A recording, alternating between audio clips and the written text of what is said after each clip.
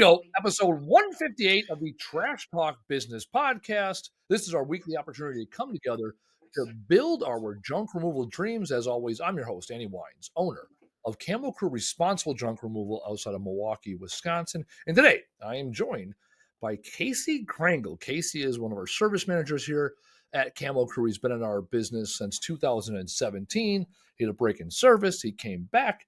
Now he's the service manager. He does all things in the field, supporting the guys from estimates to leading large projects to overseeing training, whether it's morning every single morning we have training, 5 minutes of training plus an overview.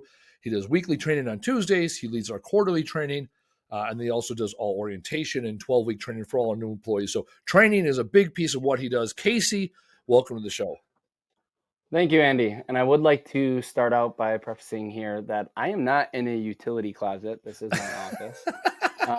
I do just keep uniforms and all those things in my office here. So with the backdrop there, yeah. Yeah, there we go. Thank you for having me. Yes, because uniforms, when they're left in the open, have a tendency to grow legs and walk out the door. So yes, having the uniforms, you are not wrong. Having uniforms under lock and key, especially when we're consistently hiring guys and giving orientation, that is key. All right. So Casey, let's talk. How did you get here in the first place and why are you still here? Yeah, definitely something that I've thought about recently. Because I could go back to as far as, the journey that I've been on. I could take it back 10 years ago. And I could talk about all the hard work that I've put in, to get to this point and the opportunity that I've been given by you to come in as your service team manager here. I think it even goes a little bit deeper though than that, right? As of a year and a half ago, right? With the vision that I was given from you, Andy, the owner of the company, the vision and the purpose that I was given for the role that I perform here, right? My purpose being to empower the people around me all day, every day, and educate people on why we do things and how we do things here at Camo Crew. So I think that's important in understanding why I'm here, how I got here, is that I was given a clear vision and a purpose as to why I should be here. And I think that helped with me being able to see things clearly here, where we're headed.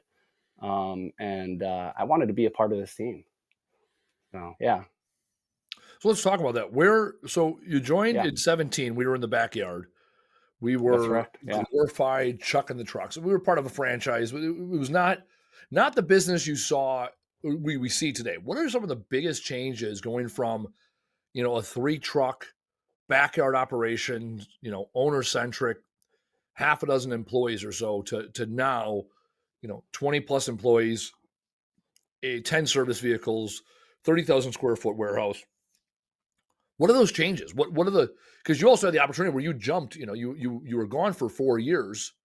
And so going from, 2019 to 2023, not being here and coming back 2 years ago, what were those big jumps, those big shifts you saw within our business? Well, I mean, obviously the warehouse. I was here for the very beginning parts of the warehouse, but I had left shortly after. Mm-hmm. The warehouse, going from the backyard to this, we're just over 30,000 square foot building that we have here, that we store all of our material in, right? All of our recoverable material.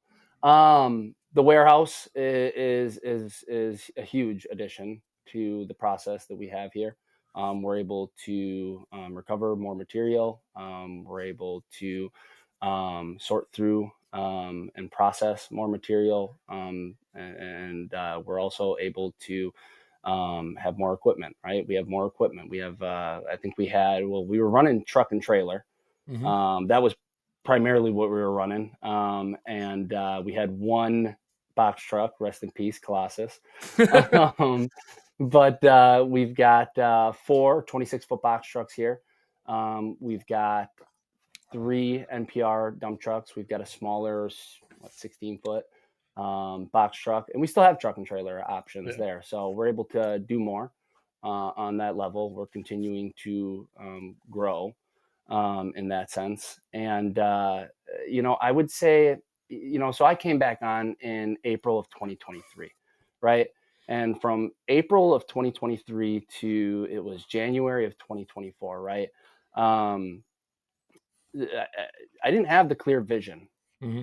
at that point in time, right? I wasn't sure what my purpose was here.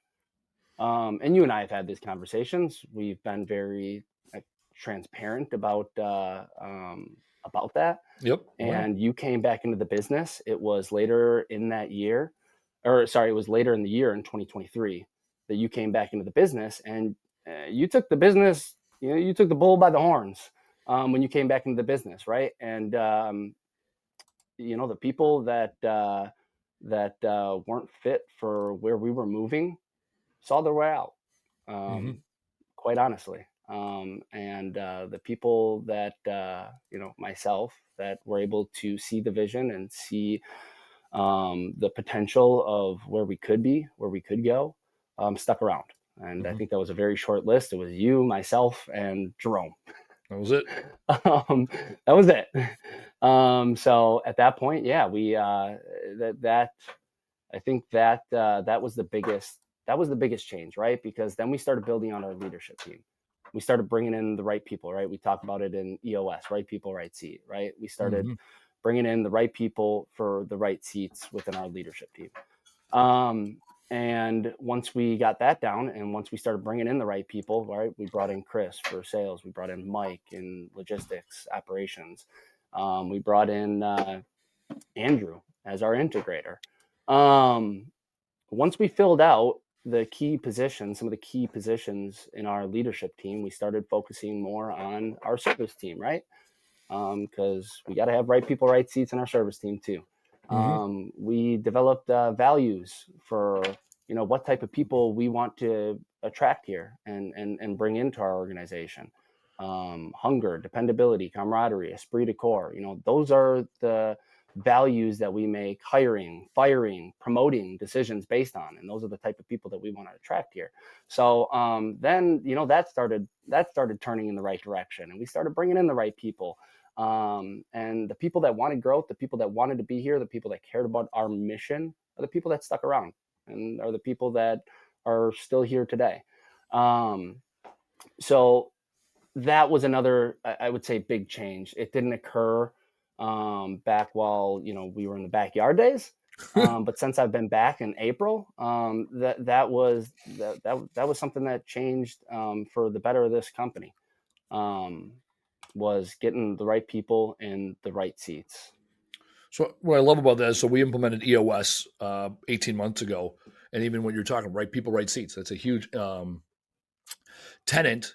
There's six components to EOS, and one of them is people, the people component, and it's all about the right people in the right seats. And all too often, what businesses do is they hire people and they find a place for them, versus saying, okay, this is what the organization needs, and now we have to go find the person that fits the seat that we've already developed. And over time, those seats and people change.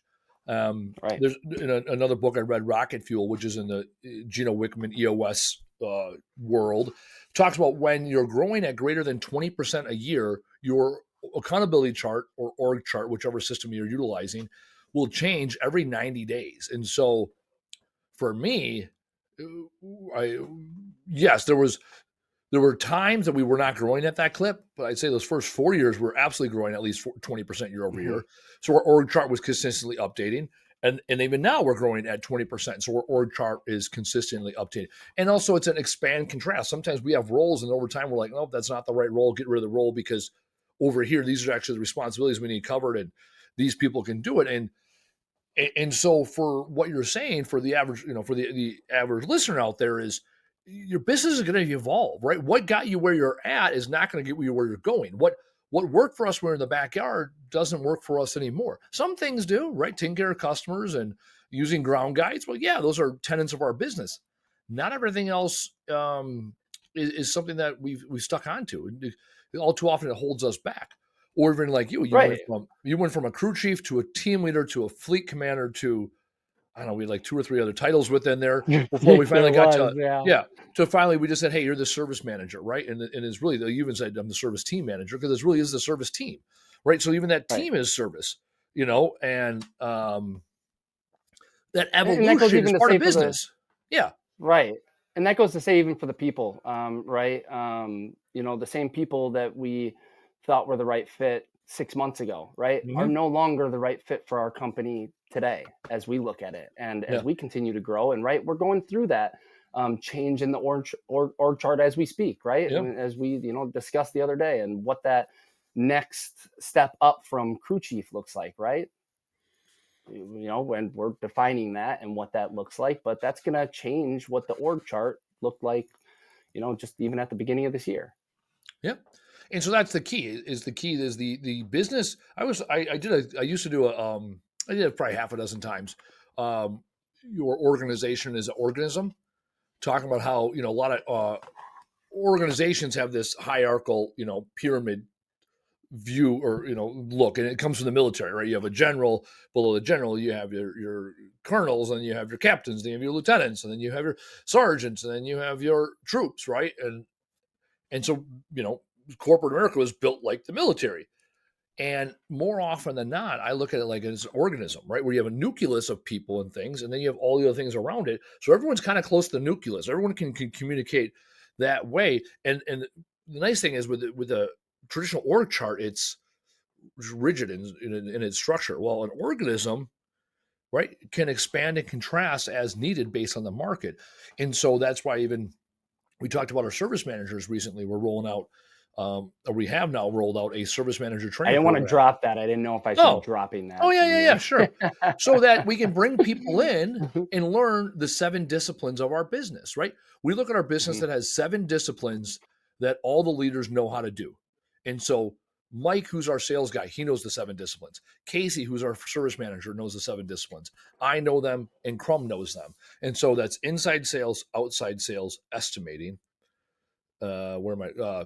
Large project or project man. We'll call it project management. I like that actually better. We'll call it project management. Yeah. Training, operations, warehouse. Those are the 7 disciplines of our business. And when you know all 7, you now, okay, this is all the business all works together, right? And there's other aspects Right. to our business, absolutely. HR, marketing, right? Accounting. Those are on the periphery. The things that we do are those 7 things. And when we have an expectation that our service managers, operations managers, all these people understand those 7 tenets. Because when you understand those 7 tenets, you can run almost any business out there. Right. And then a lot of the other stuff, accounting, HR, marketing, you either sub that out or you hire that, or you find a specialist, or whatever the case is. Like for me, I act as our CFO. I love numbers. A lot of business people, a lot of business owners struggle with numbers. That's something you can hire out. Hell, I'm a fractional CFO. You can hire me, right? Doesn't mean I can come in and do your inside sales, your outside sales, your estimates, your project management, right? No, those are the disciplines within the business that allow a junk removal company to thrive. And so, yeah, our service manager training program really came out of what retroactively looking back at it, what has worked in the past. It's like, well, Casey and Mike both started in the field. They learned this, and then they learned that, and then they learned that. And you have to learn this before you can learn that, right? Like, case in point for us, you need to learn warehouse before you can do operations, because you need to know where everything goes and how the warehouse flows before you can schedule loads. It's like, okay, that's pretty logical, right? Or you need to know Yeah. how to do project management. You need to know how to do those big jobs before you can estimate those big jobs. It's like, oh, well, that's pretty logical, right? And so we have this ebbs and flow within our business as we roll it out, because we allow ourselves the grace to do it wrong the first time, and also the grace to take in feedback from the field, like, hey, what's working, what's not working. And because of that, we are, I'd say, relatively successful. And now Yeah. we are recruiting, looking exactly for those types of people, because we know the role that we're looking for. And so, yeah, absolutely. The service manager training program is something really came from your idea of, you said, hey, my service team, this is what I really need, right? Because we went for years where it was this top-down approach, one service manager, a bunch of crew chiefs, bunch of drivers, bunch of recycling specialists, and all of a sudden Casey's doing 12, 15 quarterly reviews, and it's like, well, this is unsustainable, right? Why not have multiple service managers? And it was like, well, that's a really good question. Let's peel back the layers on that. And then we did, and we realized we didn't have a great answer. I'm still sitting Right. here as um, I'm sitting here as the boss saying, okay, well, this is a question worth answering. That's interesting. Right. People can be more versatile in that sense, right? Their ceiling now goes from here to here. Um, right. And when you talk about growth, because we talk about that, right? We want people that are growth minded, right? And what does that growth look like? Well, now we've just opened that door up even further. Yep.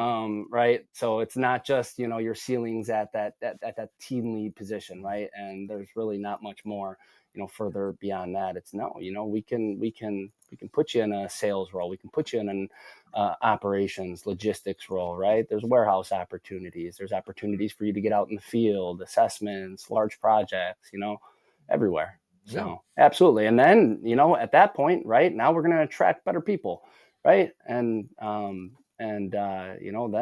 6 months from now, right, that's going to change again, as far as what type of people we want coming in here, what type of people we're bringing in here. So yeah, absolutely. Yeah, that's the key. A lot of times people will say that we take the customers we get, we take the employees that we get. It's like, no, there's a lot of things you can do as a business to attract the customers you want and attract the employees you want. And what you said earlier, Hmm. right?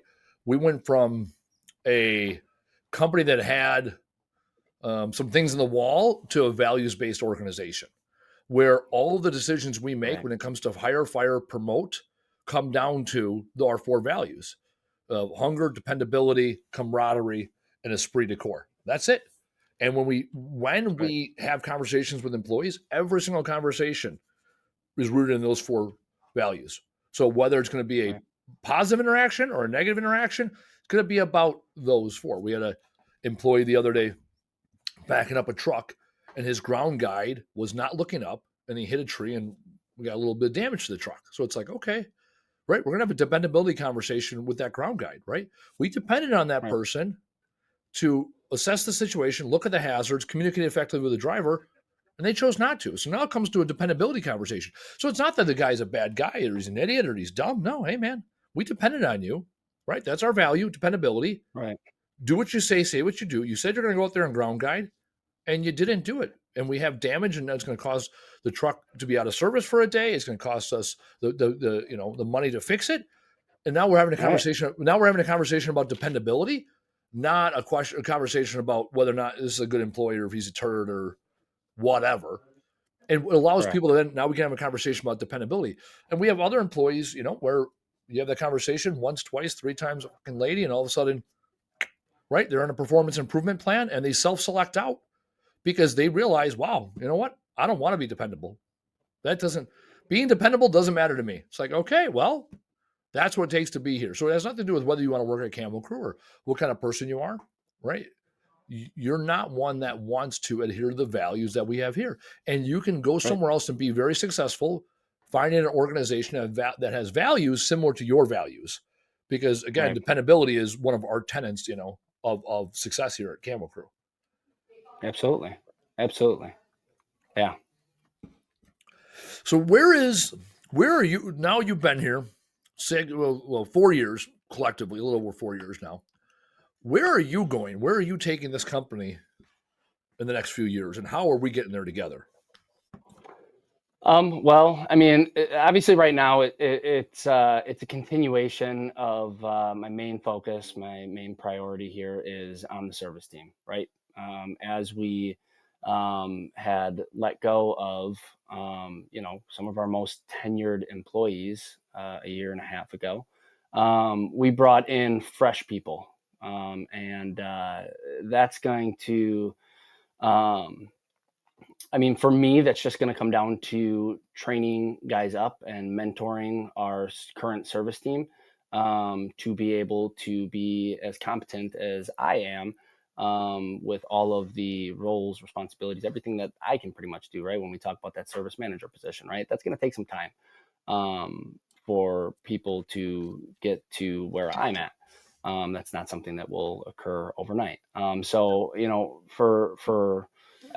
even just the next year or so, when we talk about, wanting to have 4, 5, 6 service team managers, right? That's going to take time Mhm. to bring in those right people, get them trained up, to what the standards are that we have set for the service team manager. And so I think that's going to be a main part of my focus.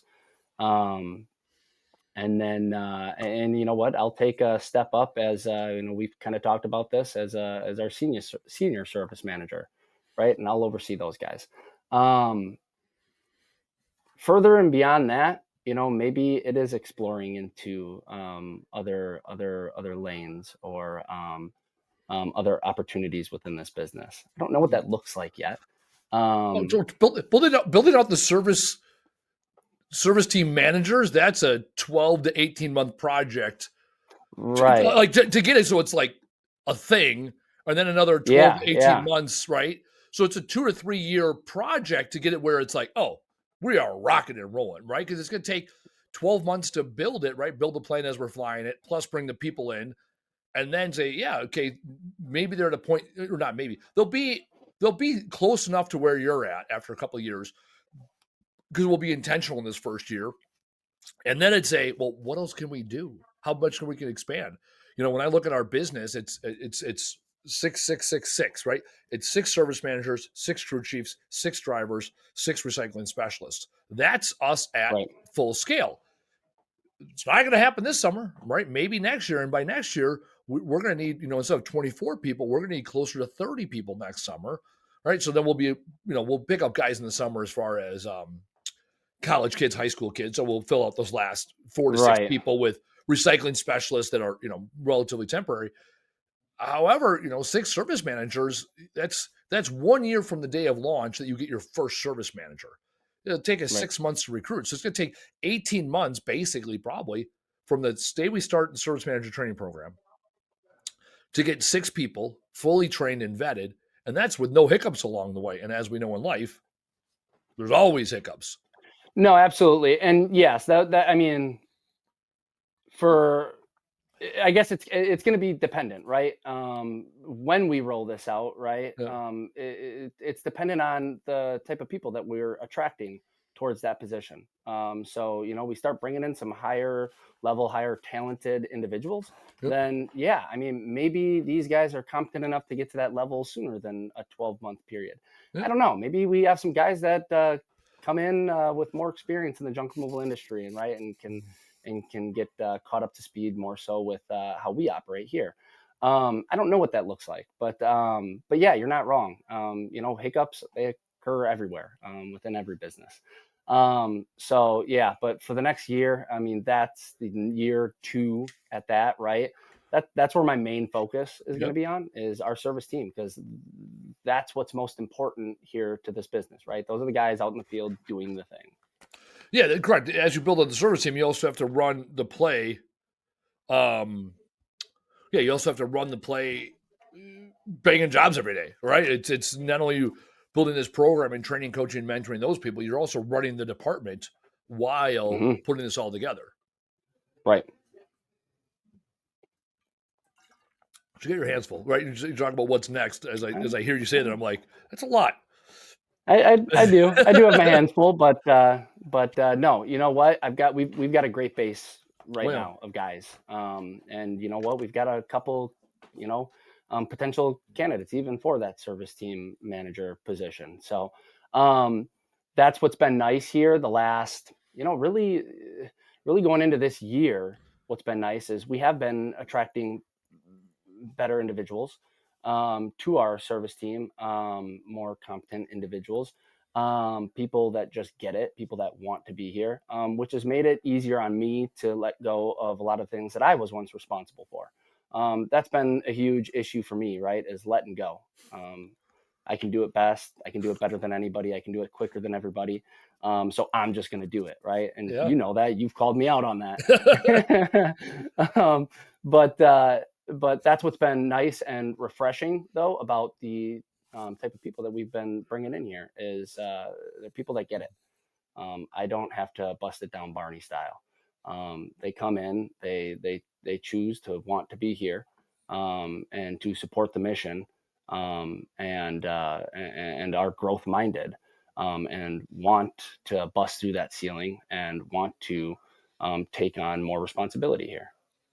Yeah, really, I love that you keep talking growth minded. That's one thing I picked up a year ago. I can't remember her name. There's a woman. She did. It was a Vistage keynote, and her work was based off of another woman, and that escapes me. Anyways, basically, essentially, Hmm. how everybody has a piece of them that is growth minded and fixed minded, and every decision, every thought you have can be a more growth minded decision or a fixed minded decision based on where you're at. And obviously, I'm all about language, so I consistently listen to people's language, and where people are Hmm. talking about being the victor, right? What they can do, it's all about growth. Versus people that are talking about victim mindset, what they have to do, what they can't do. It's pure Hmm. victim mindset. And more, as you guys are listening for growth minded versus fixed minded, it's becoming more and more apparent in people's language, right? How they say, what Right. they say. It's like, oh, hold on, that's a fixed mindset, and we call it out when we see it here because fixed mindsets will not work. Well, not even will not, do not work around here. You got to have a Right. growth mindset to be successful here at Camo Crew. And when we see people with fixed mindsets, it's whether we get out in front of it and let them go and let them be successful somewhere else, or they get pushed. Right? We talk about breaking through ceilings here at Camel Crew, and one of the adages we use. I used this adage last week when I was in San Diego. I was having a conversation with a guy at REMA, which is the Recycled Materials Association annual conference. And I said, when new situations arise, right, there's three ways to break.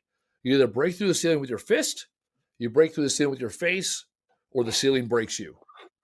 And those are the three choices. And we've seen it. Casey, you've broken through some ceilings with your fist. And certainly you've broken Absolutely. through, and certainly there's some you've broken through with your face, right? Like Hell yeah. that's it, right? And it's the people that allow the ceiling to break them with that fixed mindset. Those are the ones where we provide the ceiling, you figure it out. And the last couple of people that we've had self-select off the island were because we provided them the ceiling and they allowed it to break them. Stuck in their ways, stubborn, uncoachable. The other thing I learned recently was speaking about grit. I love grit, right? And grit is a combination of passion and perseverance. And all too often, people have one or the other or neither, and you need Hmm. both. You have to have both, right? Because like you said, 2 years ago when you came back, those first 6 months they were trying. We had a rough team, we had a rough summer, right? It was pure perseverance at that point. It was pure Right. figure it out every day, right? You also need the passion to want more. Because sometimes you can have perseverance without passion, and you're just going to do the same shit every day because you're doing it. And then other times you have Right. passion without perseverance, and you have the spike valley, spike valley, spike valley. That's a lot of what entrepreneurs are. They have passion without perseverance. You need both. You need both, and that's grit. Right? Hell, look at this Yeah. podcast. I'm 158 episodes into it. I got the passion to do it, and I got the perseverance. This is season 4, episode 2. Like, well, shit, we're doing it. Right. Last week I was in San Diego and I decided not to do the episode. It's like, okay, doing it this week, right? Okay, we're doing it next week. We got to guess the next week. We got to guess the following week. All right, perseverance and the passion for it. That's what it takes. Grit is what it takes, and that's for us when we're here at Camel Crew Responsible Junk Removal. Grit is what we're looking for. With all our service Right. managers, what it comes down to is when you have those 4 values: hunger, dependability, camaraderie, esprit de corps, you got grit. You got passion for what we're doing, and you got the perseverance. Today it was 44 and raining today, and I seen Earl on my way up the stairs. Earl, who was on the podcast like 2 weeks ago.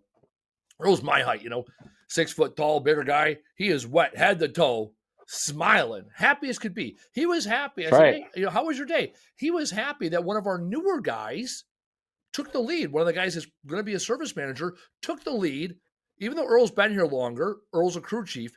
The other guy took the lead today, and Earl was like, "Man, he did a great job.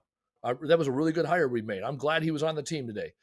Right? And he had all the reasons to complain.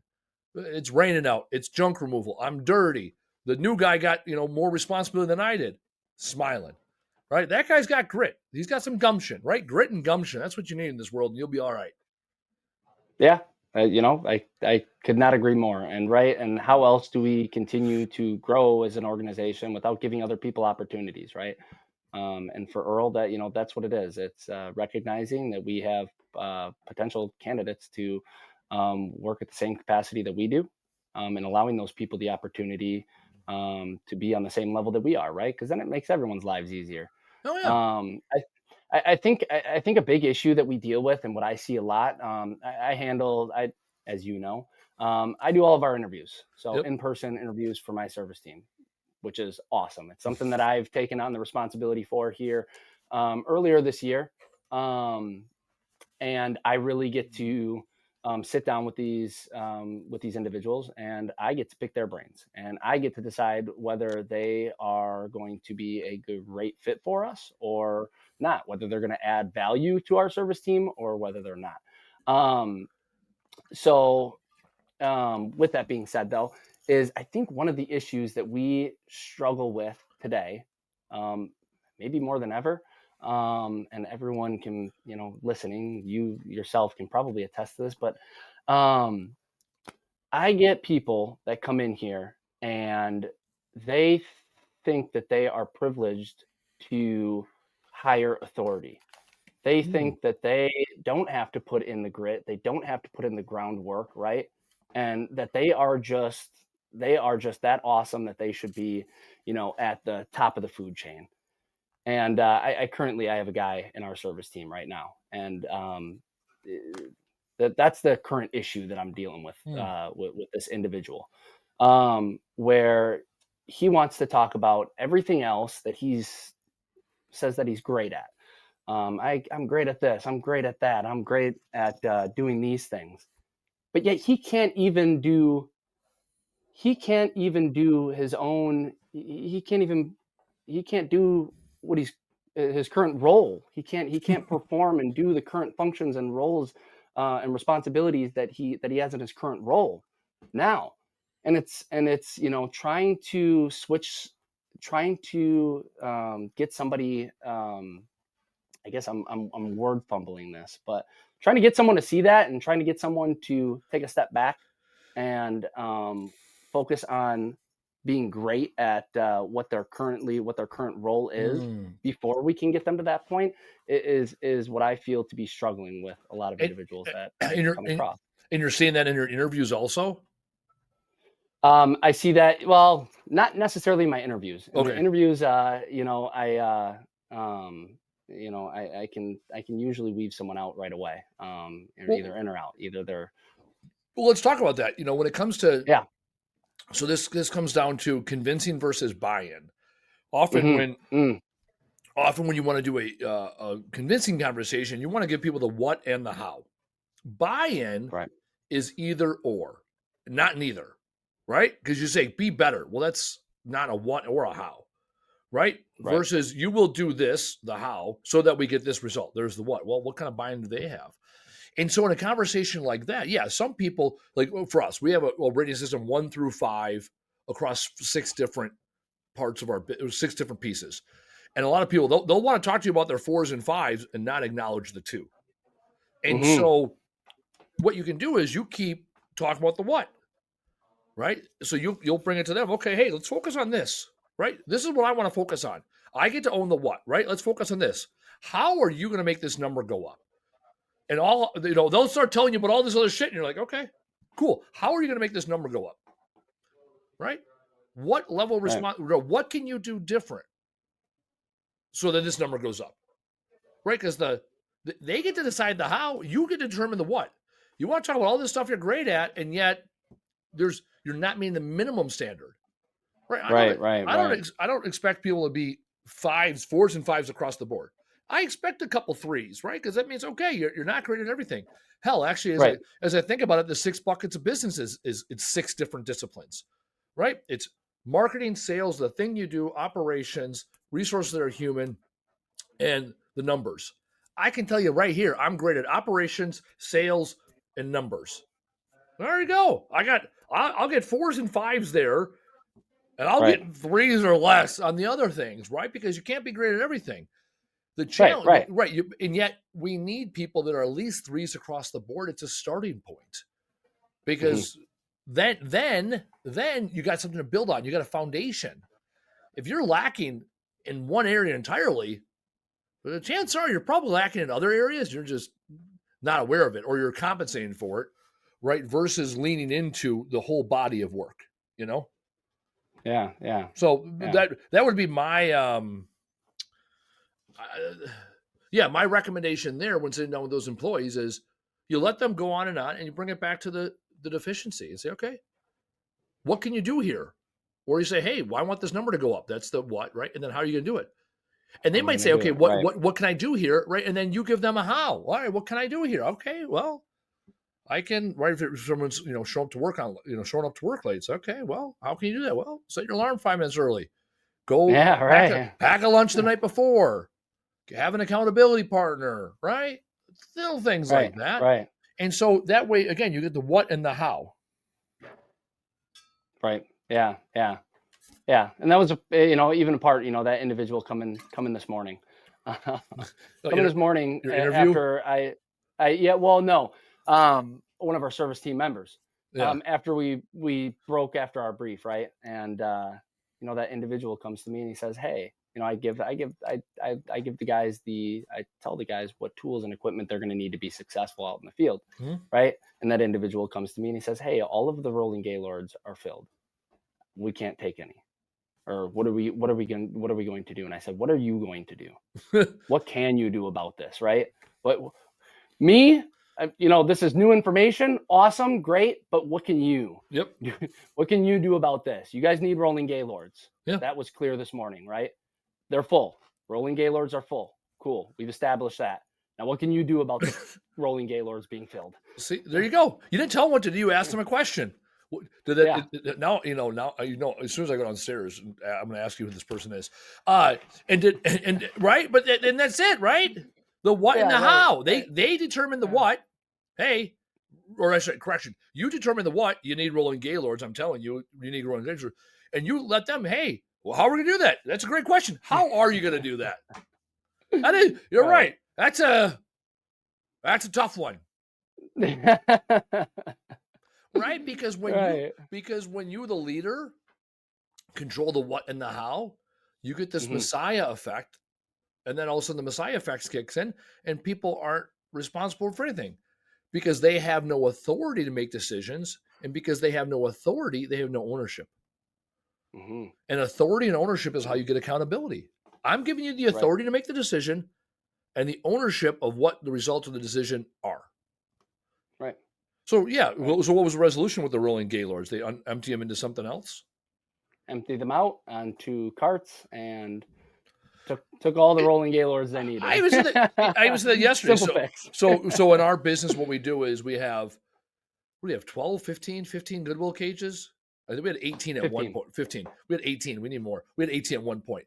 Yeah. And each week Goodwill comes and we have anywhere between 7 or 8 or up to 18, 19, 20 cages full. So this week we had all 15 cages full. So we filled up rolling gaylords, which are big fiberglass tubs full of small items for donation. We only use those in addition because typically those go out on jobs. We're doing commercial work. So within our warehouse, we have other. The nice thing about rolling gaylords is they fit through doorways. We have other large gaylords that are like 4 feet wide that don't go out on jobs. So when guys fill rolling gaylords after all the other Goodwill cages are full, we'll leave stuff in the rolling gaylords because Tuesdays when Goodwill comes. So it's like, good. Again, everything was full. Goodwill was coming today, and we need the gaylords. It's like, well, figure it the fuck out. There's the answer, right? But again, I say figure the fuck out. You say, how are you gonna do that? Like, which is a very good. Again, you're right. Hey, you were handed a shit sandwich. Got it. You need gaylords, and they're full. What are you gonna do about it? And then, right. Well, and that's just baseline problem solving, right? Like, I mean, goodness, we come across more obstacles out in the field than an issue of being out or the rolling gaylords being filled, right? This is just baseline stuff. But no, it's it's just the continuation of the coaching there, empowerment to these guys. But to what you said though, it's not a convincing. No, it's convincing gets you. Well, convincing gets you compliance, and then you got to convince again, and convince again, and convince again, and convince again, and convince again. Right. Right. Again, compliance versus buy-in. The convincing piece is the buy-in is they shift their mindset or they shift their behavior. So you're convincing them to own the problem, not to here's the solution. Convincing them that they have control, convincing them that they can be the victor of the story See, versus yeah. the victim of circumstance. Because that individual was being a victim of circumstance. Woe is me. Look at this. A situation that I did not create now constitutes me going out of my way. Right? Again, they're a victim of their circumstance versus a victor of the story. Coming back, hey, Casey, to let you know, those Gaylords were full, and I took it upon myself to empty them because I know I needed them, and now I put them over here. You're welcome. Please and thank you. That's right. Right? Again, That's right. at the end of the day, the work got done. Did Yeah. it get done? Yeah. Right? Again, we use the analogy, one of our fundamentals here, right? Actually, here's the other thing. This is what you will do moving forward is when we have our fundamentals printed off on a little piece of paper, you say, okay, person, right? XYZ person, take out your fundamentals and look at fundamental number 13, the bison and the bison and the cattle, right? Be the bison? Be the bison. Be the bison. Be the bison, one of our fundamentals. So Casey, tell the audience, what is our fundamental be the bison? Being the bison is be the bison is wow, we just had this fundamental too. You're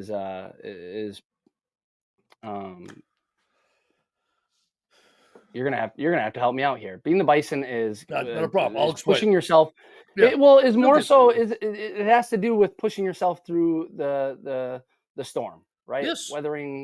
Weathering yourself through the storm, no matter what the circumstance. I guess I'll let you take more of the reins. Well, that's fine. Yeah. So there's the adage of the bison and the cattle, right? When the storm comes over the horizon, the cattle will run away from the storm. And what ends up happening is the storm catches them from behind when they're already worn out, and it stays over them because they continue to run. And so now as the storm comes, they're running, the storm stays over them longer. It kicks them in their ass and gets them while they're weakest, right? And by the time the storm passes, they're defeated. The bison do the opposite. The bison see the storm coming over the horizon. They charge the storm. So now they're hitting the storm head on, right? And as they hit it head on, they spend less time in the storm. They hit the storm with violence and ferocity because they're hitting it at their own speed. They're hitting it when they're ready to hit it. And so it's about being proactive versus reactive. So there you go. What you can do in a situation like that is say, okay, bins are full. What would the bison do? Right. And if they're like, I have no idea what you're talking about, you're like, all right, cool. Pulled out your fundamentals. All right, I got my fundamentals. What is number 13? Be like a bison. And you have them read it. Because again, now it's the what and the how. So now we told them how to do it. Here's the fundamental. This is how we do things at Camo Crew. And you look at them. Okay, based on the how, what are you going to do? That's right. Well, I suppose I should empty the bins and not bitch to my boss. All right. Sounds good. Right. And you'll have that conversation until you no longer need to have that conversation. Because when you solve the problem, you'll always solve the problem. Versus you have the conversation once or twice. Once the guys know that your answer to most questions is going to be, what do our fundamentals tell us? They already have the answer. What do the fundamentals tell us? And more often than not, the fundamentals come down to the magical 4 words. Do the fucking thing. Whatever it is, right? Empty the bins. Get out and ground guide the truck so you don't hit the tree. Pick up the radio. A lot of the things that we have struggled with historically, we'll continue to struggle with from time to time, come down to the basics of doing the thing, right? You've been trained the thing. You've been taught the thing. Did you actually do the thing? Right. Absolutely. And if the thing is asking the question, okay, you can ask a question. Don't expect me to give you the answer. You could ask a question. I might come back with another question. Like when he said, what are we supposed to do? That's the other thing we learned the last month. Eric Coryell gives team training. I got it through Vistage. Eliminating the words like we, us, the company, the management team, the team, eliminating all those words within our organization. Why is that? Tell me a little bit more about that. Okay, because look at this situation. What did he say? What are we going to do about this? Right? Sure. Right? No. What are you going to do about it? Or how often do we hear this? Right? Nobody puts things in the right spot. The service team keeps fucking this up. Let's hold on. Who on the service team? right? Or you'll get someone coming in. Personal accountability. And there you go. I hear this all the time, right? We need to do a better job, XYZ. Okay, hold on. Who is this we shit? Who needs to do a better job? Because me, Andy, I'm doing a great fucking job, right?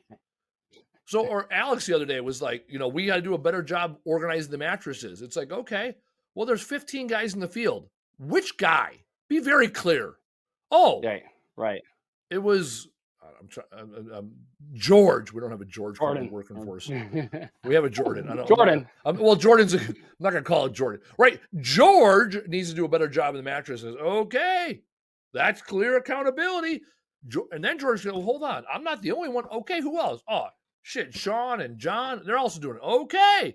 So George, Sean, and Job all need to do better job stacking mattresses. Okay. So that means 3 out of 12 guys are fucking it for everybody. It's like, well, all right. That's better than saying we, because we, again, that the old adage. Do we still have it? We had it hang up in operations for the longest time. Somebody, everybody, nobody. Remember that? Yes. I do remember that. Actually, Mike would present that. He would leave off his presentation for quarterly training days with that. Yeah, here we go. That's not my job. This is a story about 4 people named everybody, somebody, anybody, and nobody. There was an important job to be done, and everybody was sure that somebody would do it. Anybody could have done it, but nobody did. Somebody got angry about that because it was everybody's job. Everybody thought anybody could do it, but nobody realized that everybody would not do it. It ended up that everybody blamed somebody when nobody did what everybody could have done.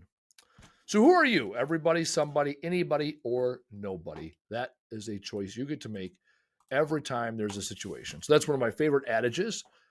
Because once you say that, it's comical and it's dumb, and yet it's so true. It's like, who's on first, right? You can go around for hours and yet say, okay. So everybody knew what the job was. Anybody could have done it. Nobody did it. And now everybody's pissed. It's like, well, hold on. Right. That was ridiculous, right? Now change out one of those bodies with a person, and now we're somewhere.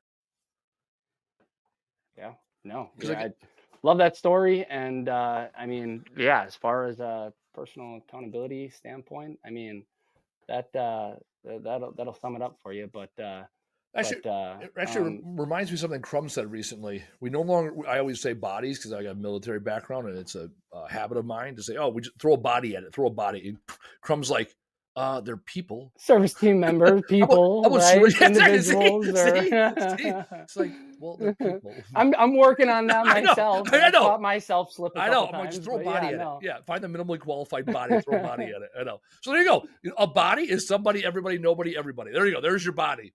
That's funny. Right. Yeah, Crum's like, they're people too. I'm like, okay, fine. Again, shifts over time. Crum is much more empathetic and understanding than me. I'm like, throw bodies at problems. Let's fucking go. Which again, very limiting self-belief, very fixed-minded of me. I'm gonna know I'm calling it out. Call a spade a spade. All right, let's get to the big finish. We got all team dinner. Yeah. We get all team dinner coming up here. I can hear the guys clanking in the background. I'm sure they're sitting outside your office waiting for us to get off this podcast so we can go eat. So that's something we I'm also surprised do. nobody's walked in here yet. I know, like, hey, I can see you. So that's something we do once a month. We do all team dinner here. Rebranded. It used to be family dinner. Now it's all team dinner. Reason being is we're a team. We're a team. We're competitive. We have players. And this is only a recent change, right? And when businesses call themselves family, all too often they let family members stick around, right? Blood's thicker than water. All too often family members won't say the things that are necessary for the organization to grow. And more often than not, you don't kick your own family members out of the clan, right? And so we shifted the gears only the last 2 weeks here. So we are no longer having family dinner. We really didn't refer to ourselves as a family, which is good. It's kind of like friends, right? I'm not friends with anybody at work. I can be friendly. Doesn't mean I'm friends. Actually, Casey, you and I went to a Brewer game a couple weeks ago. And we're friendly. Right. We talk about life. We talk about successes and, being significant others and being fathers and being sons and all that stuff. And yet we are employer first, right? We don't blur those lines. And so that's one thing really good. So that's one thing we've shifted away from. We are no longer calling ourselves or referring to dinner as family dinner, or referring ourselves as family. It's all a team, because the thing is, on a team, this is a video Crum sent me last week, 2 weeks ago, whatever it was.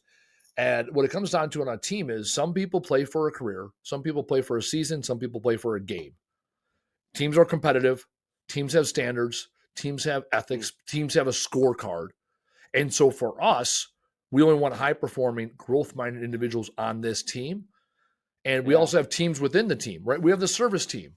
We have the visionary and traction team, which is myself and Crum, the visionary and the integrator team. We have the executive team, right? We have the finance team, which is myself and Emmy and Crum and our accountant, right? So we have these teams, and every team will be high-performing here at Camo Crew Junk Removal, including the service team, which Casey is the leader of. So, Casey, let's get to the big finish here. What was your top takeaway from today's conversation? I mean, I guess more of the, I discussed with you, the employee that I struggle with getting him to be more forward thinking. Yeah. And more of the what, how language. That was, it's something, and this comes with a lot of things. You, Andy, have been a great mentor to me. And even just with how to deal with certain type of situations, conversations with employees. I think that's one thing that's helped me to be successful, but part of that is also to actually practicing it out with my service team. So, even like this morning with that example that I had brought up, that was immediately where my mind shifted to. It was right here, right outside my office. The team, the whole team was here. The whole team overheard it, and the whole team was like, "Holy shit!" Like, everyone kind of whoa. So it was kind of a good thing. But I think just more so shifting into that kind of mindset and using that kind of language when having conversations like that with my service team members. I think that was one of the greatest takeaways from today. No, actually, I'll double tap that.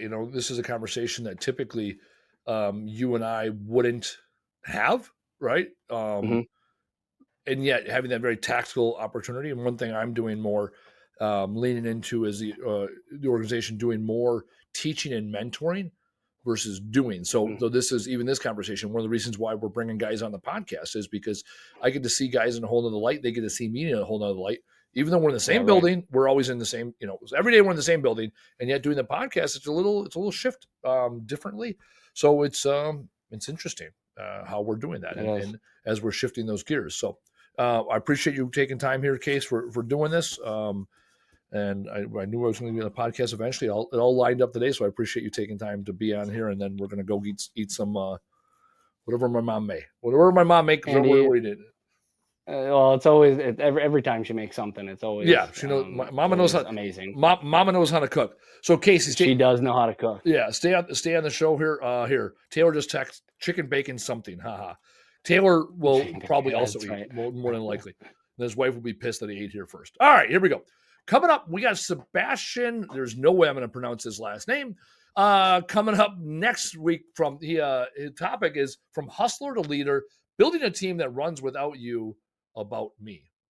That's how I read that right. Sebastian is a young strategist with a passion for helping business owners transition from doing all the work themselves to building resilient, mission-driven teams. So obviously, this guy's going to probably hawk us some coaching. And you know what? We take the free coaching all we can get. There's always going to be a nugget that we get, 2 or 3 nuggets from those guys. So Sebastian, the last name, I will not slaughter. We'll wait till next week. Looking forward to it. Same time, same channel, next week, 1600, 4 p.m. Central Standard Time, Tuesday afternoon. We will see you then. So on behalf of Taylor, our producer, Casey, our guest, I'm Andy Weins, and this has been another amazing episode of the Trash Talk Business Podcast. We will see you next week. Thanks for listening. Tap subscribe or follow to get the latest episode. And if you enjoyed this episode, be sure to leave us a review and tell a friend to listen. To learn more, visit trashtalkbusinesspodcast.com. Bye now.